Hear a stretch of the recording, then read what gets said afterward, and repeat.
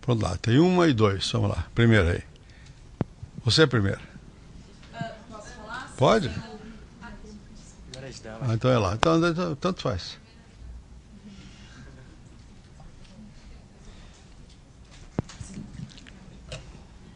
Boa tarde, meu nome é Giovana e eu gostaria de perguntar sobre o processo constituinte. O senhor foi um dos relatores da Constituição e um dos presidentes que governou sob os auspícios da nova Constituição. Gostaria de saber como foi o processo constituinte, qual era a consciência dos constituintes na hora da elaboração da Constituição e como que foi o processo de alterar a Constituição que o senhor mesmo ajudou a criar.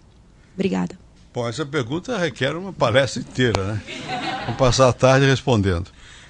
Bom, primeiro que a Constituinte foi convocada num momento de grande emoção nacional, porque nós tínhamos saído da campanha das diretas já, e tínhamos elegido pelo Congresso Eleitoral, Colégio Eleitoral o Tancredo, e o Tancredo morreu, né?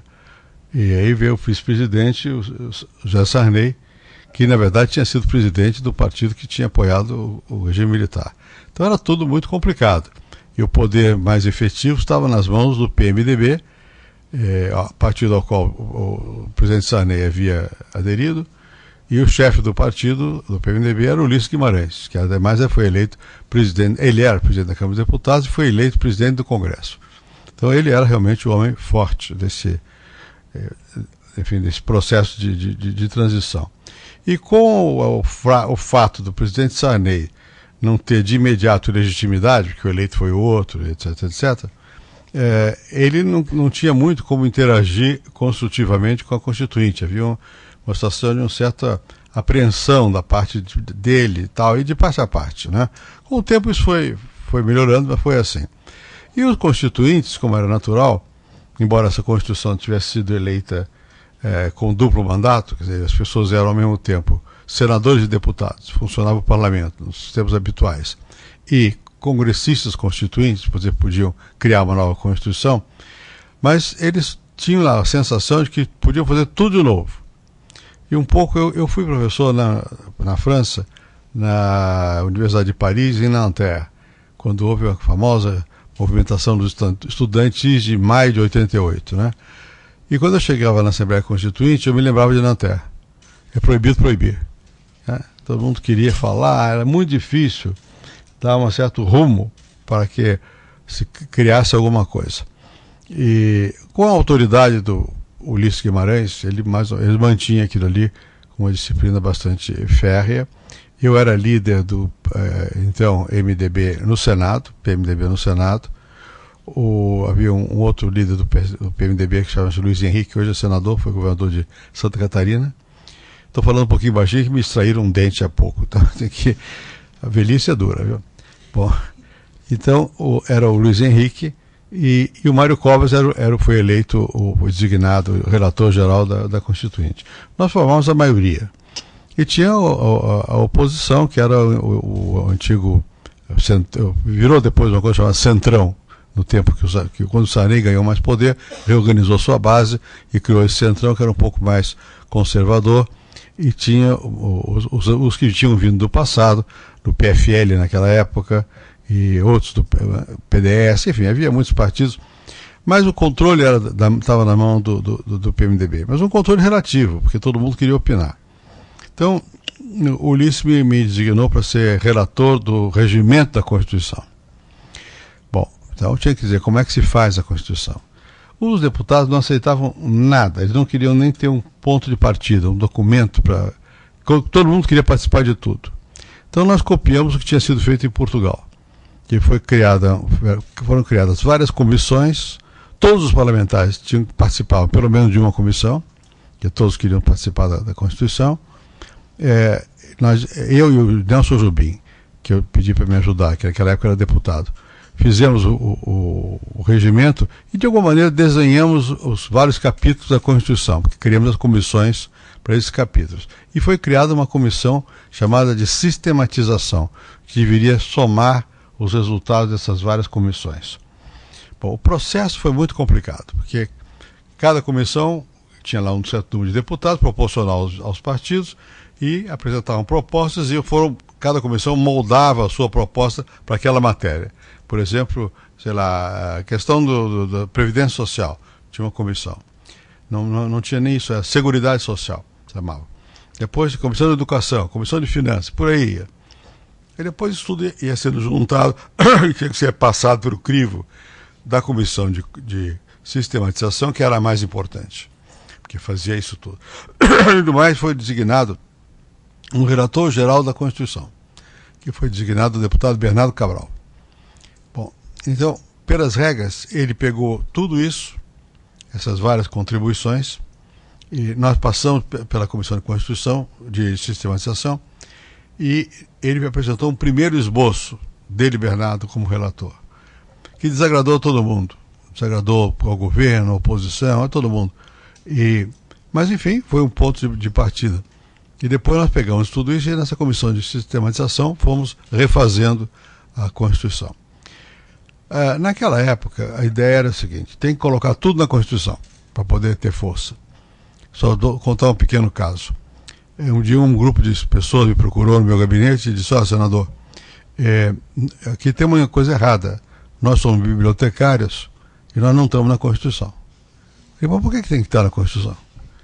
Aí elas tinham razão, porque tudo estava.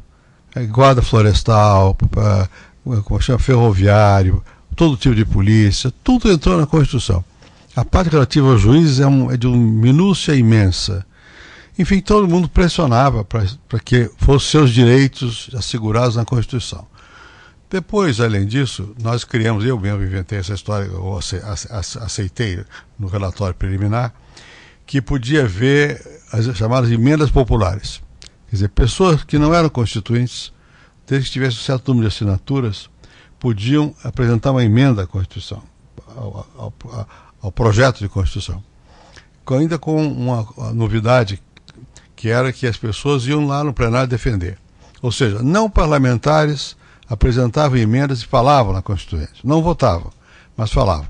Então você vê, naquele momento, eu não sei quantas emendas foram apresentadas, mas está lá nos anais do Senado, tem uma vasta quantidade de propostas que são uma espécie de sonho e pesadelo do Brasil. Quem tinha algum grupo organizado ou alguma pessoa mais voltada, todo mundo entrou na Constituição. Levou 2 anos para poder triar isso tudo.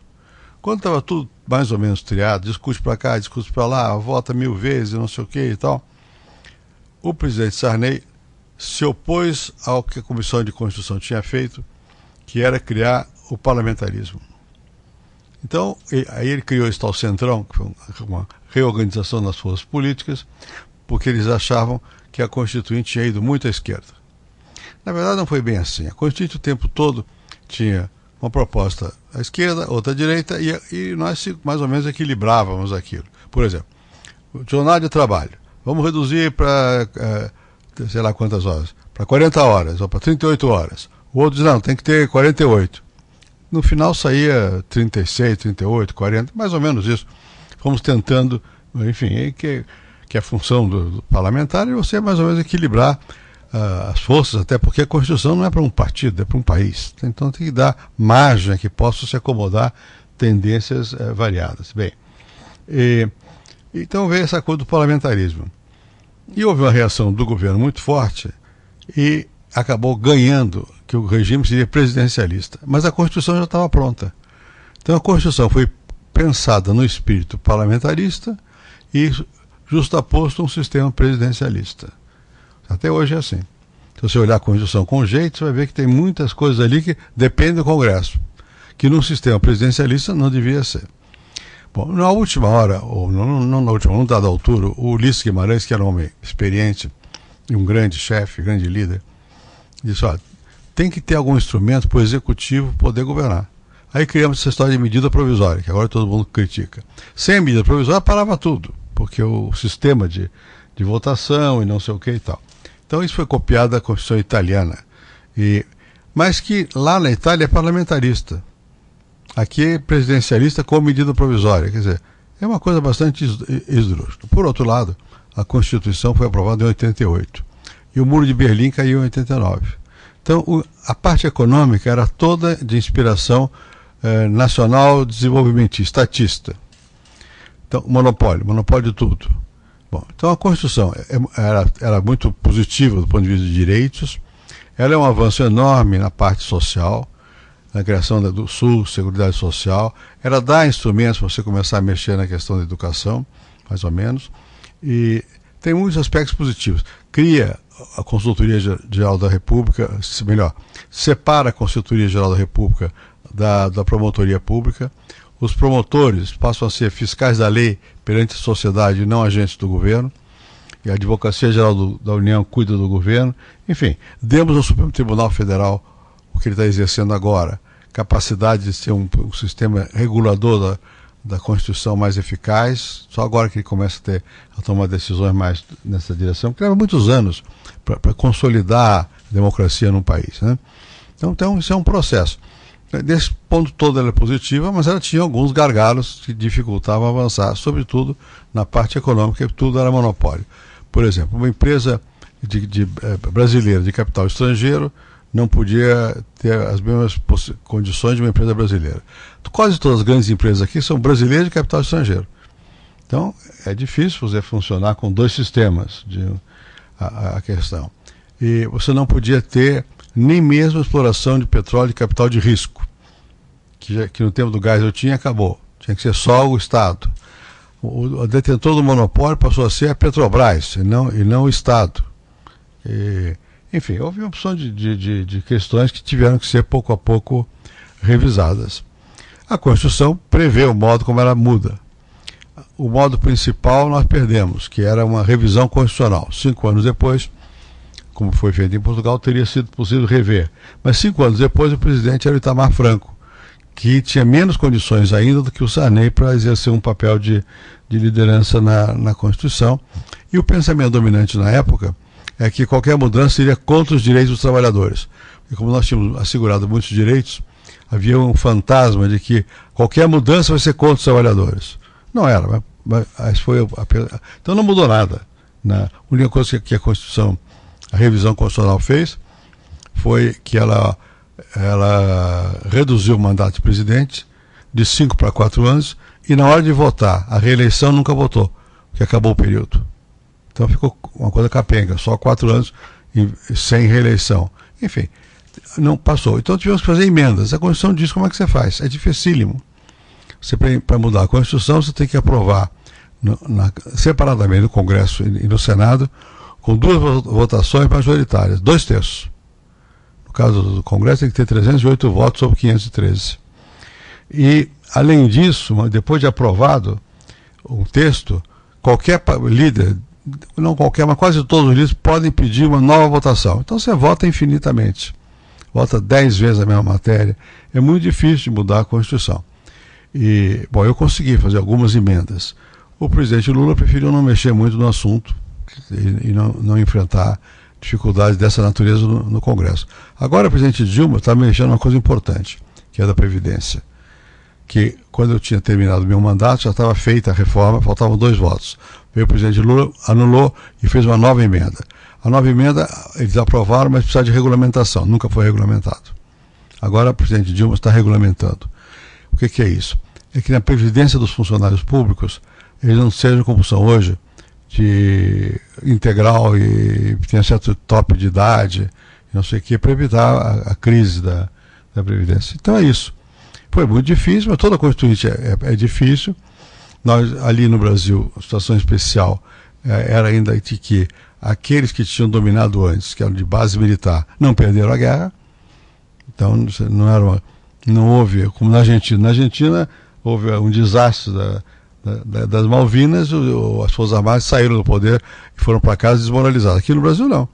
Aqui foi um processo mais lento, não sei o quê.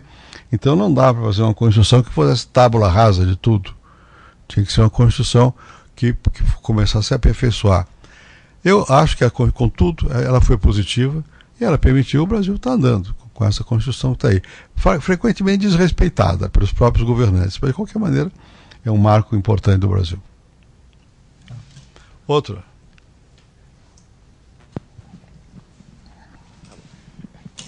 Meu nome é Marcelo. É uma pergunta com 2 pontos. O primeiro é, por que uma análise do senhor, por que a oposição pega essa bandeira da privatização e das reformas estruturais de vez, ainda mais agora que o governo está privatizando o aeroporto. E segundo, a gente ouve muito falar de agenda no Brasil. Como é que dentro de um partido, PSDB, por exemplo, funciona essa questão de ter uma agenda? O partido tem um grupo que forma uma agenda, ou só na eleição eles tentam fazer alguma coisa, ou nenhum dos dois não tem agenda, cada um por si lá dentro? Bom, vamos começar o negócio da privatização. De fato, é pouco compreensível porque, pelo menos os partidos que foram favoráveis à privatização ficaram tão acanhados com a questão da privatização como se fosse uma traição ao país, quando os resultados são opostos. A Petrobras estourou de êxito com a quebra do monopólio, a Vale do Rio Doce, as telefônicas, tudo. É porque a cultura brasileira tradicional, e isso permeia todos os partidos e o povo, é estatizante. Aqui as pessoas acham que tudo é melhor o Estado. Tem sempre medo do mercado e do privado. Então, de partida, as pessoas acham que é mais cômodo você não falar a favor do setor privado, não falar a favor de privatização, né? Isso permitiu que os setores políticos chamados mais à esquerda se organizassem, ou tomassem isso como uma bandeira e transformar tudo numa bandeira. Depois, com o tempo, eles foram vendo que isso é inviável e passaram a, não só não anularam nada do que foi feito, como com muito atraso estão fazendo, né? E faltou às oposições coragem política para enfrentar. Mesmo na época do governo, eu dizia quantas vezes chamava os líderes do meu partido, dos partidos que nos apoiavam, olha aqui, eu sei que nós vamos ganhar lá no Congresso, porque vocês têm medo do governo. Então, na hora de votar, aperta o botão, nós vamos ganhar. Ou vocês vão perder a eleição. Por quê? Porque vocês não debatem, vocês votam envergonhado. Em vez de dizer que estamos fazendo porque é bom, dá a impressão que estão fazendo porque estão fazendo uma concessão ao governo. E não defendem. Pode ver. Aqui embaixo tem, naquele aparelhinho lá, tem todo o processo da privatização das teles. Inclusive as discussões no Congresso. Vejam lá como é que era. Só quem fala é quem é contra. Os que eram a favor não falam nada. No fim votam. Mas não defendem. Não formularam um ponto de vista favorável a tudo isso. Então é isso. Isso continua agora um pouco mais esmaecido. Porque, primeiro que o próprio governo começou a ter, de aceitar um fato, segundo que eles não mexeram em nada. Petrobras ficou como era, né? Todos, né? Vale do Rio Doce, etc, etc. Inventaram que a gente queria privatizar o Banco do Brasil, que nunca quisemos, queria privatizar. A Petrobras nunca foi privatizada, ela foi transformada numa empresa, e com maior capacidade de ação e tal, com controle do governo, mas não exclusivo.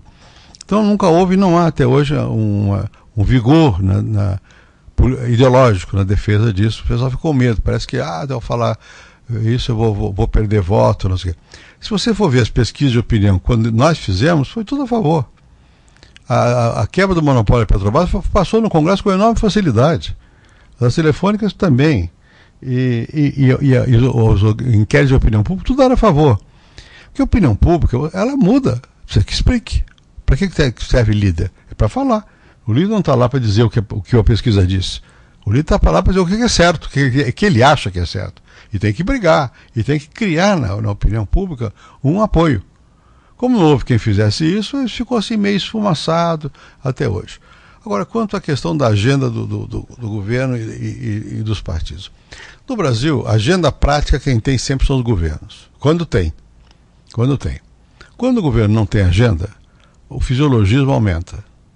Quando você não faz o Congresso estar empenhado numa coisa importante, que tenha ressonância no país, e que cria uma questão política, o Congresso, quando não tem isso, ele vai discutir as pequenas coisas. Vantagem é uma ponte aqui, um contrato não sei aonde, só voto se me der isso, que é o que está acontecendo. Tá? Porque, de fato, não há uma agenda parlamentar ativa, como o presidente Lula. Acabei de estar com ele para desejar sorte para ele lá. Não tem nada pessoal, mas o presidente Lula, na verdade, ele achou mais confortável não enfrentar esses temas. Como a conjuntura foi favorável, a coisa foi bem. Agora não dá mais, agora vai ter que enfrentar alguns temas chamados estruturantes, não sei o quê. Então vai ter que ter uma agenda no Congresso. Quanto aos partidos, quer dizer, partido realmente com proposta política de repercussão nacional, só o PT e o PSDB que apresentaram. numa certa época. Depois foram esquecendo as suas próprias propostas, todos, né? Foram esquecendo as suas próprias propostas. Se você for ler o programa do PSDB, que faz tempo já, eu fui um dos autores, mas não fui o único, não. O Serra ajudou, outros mais ajudaram lá, intelectuais, foi uma coisa bem discutida. Tem temas inovadores. O PT também, a moda dele, porque eles achavam que era o futuro. O futuro era um socialismo caboclo, não sei como é que chamava aquilo. Mas enfim, mas tinha lá uma série de compromissos. Isso foi ficando de lado e os partidos, você hoje discute pessoas. Tem horror a politizar as questões, discutem pessoas. Ou então estigmatizam, vão para a briga política em termos de bandeiras mais ou menos o bom e o mal. E cada um vê o bom e o mal do seu lado.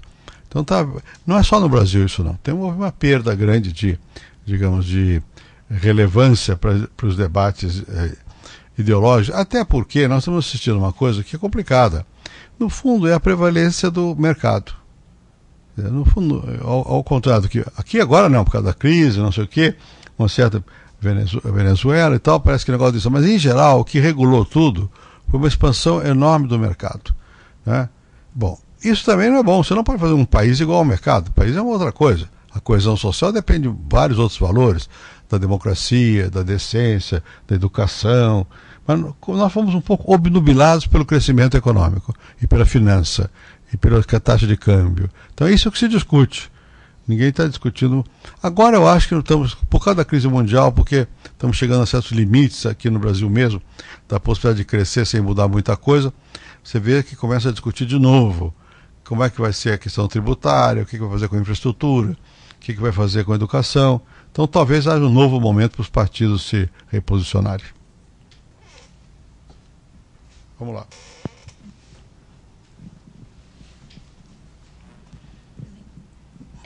Boa tarde, meu nome é Renata Gucovas e durante o seu governo houveram várias mudanças importantes